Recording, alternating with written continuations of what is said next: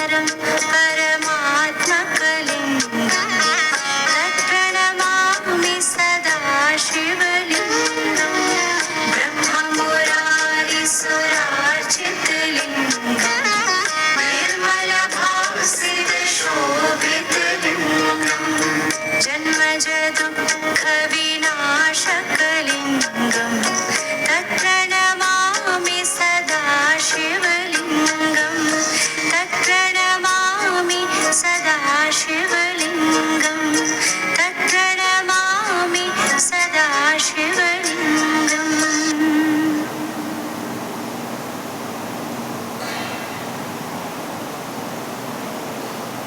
पहुंचाएंगे प्रेमानंद जी के पास। इधर जिस रास्ते में महिलाओं ने विरोध किया, प्रेमानंद जी वो रास्ता ही छोड़ दिया।